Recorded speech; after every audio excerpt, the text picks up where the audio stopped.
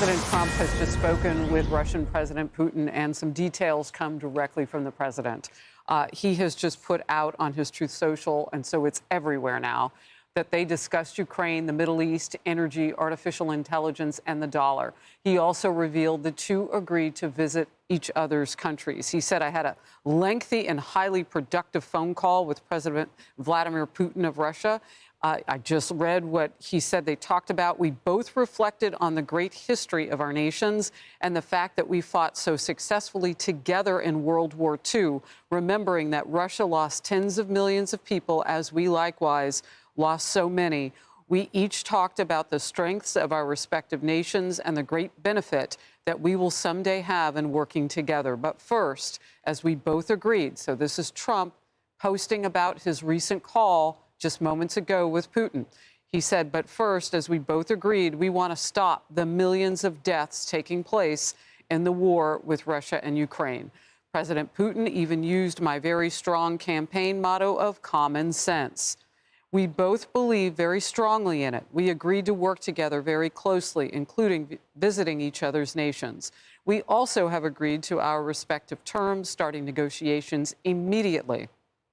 And we will begin by calling President Zelensky of Ukraine to inform him of the conversation, something which I will be doing right now." So this is playing out contemporaneously as we're here live on Outnumbered. "I have asked Secretary of State Marco Rubio, Director of CIA John Radcliffe, National Security Advisor Michael Waltz, and Ambassador and Special Envoy Steve Witkoff to lead the negotiations, which I feel strongly about will be successful. Millions of people have died in a war that would have not happened if I were president, but it did happen, so it must end. No more lives should be lost," President Trump writes. "I want to thank President Putin for his time and effort with respect to this call and for the release yesterday of Mark Fogel, a wonderful man that I personally greeted last night at the White House. I believe this effort will lead to a successful conclusion, hopefully soon." The President of the United States. Charles. Amazing. Yeah. Absolutely amazing. Hands-on, getting things done. It's hard to put it into words. You know, I actually was getting goosebumps as you read that because of what we've already seen.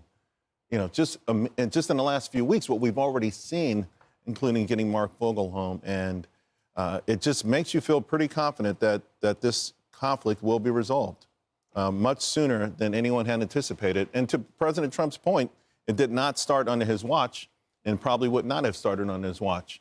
You know, it is a promise that we now know on July 13th, the conversations that he was having with Mark Fogel's now 95-year-old mother. Yeah. And he promised her he would bring Mark Fogel home. And he talks about promises made, promises kept, and we think, okay, campaign, that has to do with all of America. But it can be personal, too. You've been there with a front row seat when it gets personal, Kaylee. Yes, and that was a very personal story he shared, and it was very interesting and fascinating to hear. And I think, look, reading that tweet, that Truth Social, as you did, I was just thinking back about foreign policy over the last decade and a half. And you think about President Obama, and you think about Putin and his invasion of Crimea that happened. And, you know, Obama responded with minor sanctions.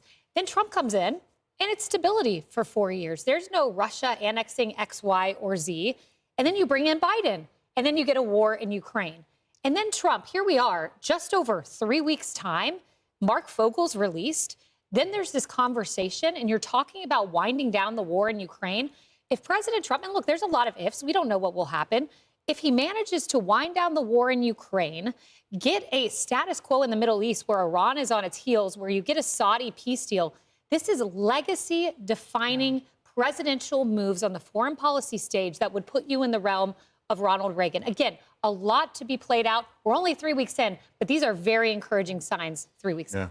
You know, I know it's a big moment, and on this couch, Kaylee and Emily and I will all talk about our faith. And I think at this time, our enemies don't like this. And if you were ever going to pray for a president and the United States of America, now would be a really good time to pray for our protection as a nation and for his. You talk about the speed at which he's moving. Our enemies are leaning all the way in now.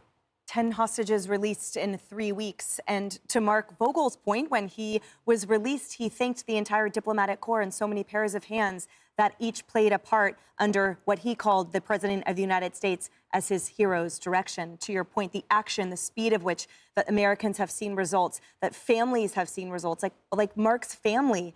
There he is right there. I mean, they have been waiting for this, and they received a phone call by the State Department during Biden's administration, letting them know that their beloved son and brother was not part of the hostage release that involved Brittany Griner earlier. And that was a horrible phone call for them to receive.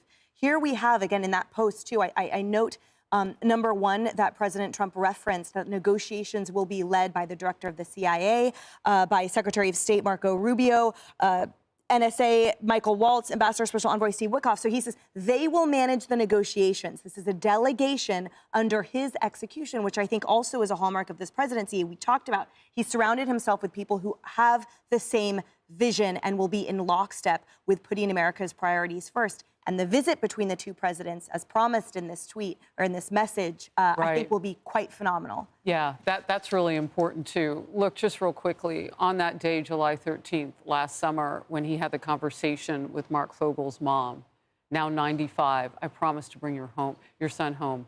Just 2 or 3 hours within that whole realm was the first assassination attempt. Yes. A presidential candidate who'd been shot in Pennsylvania, Butler, Pennsylvania.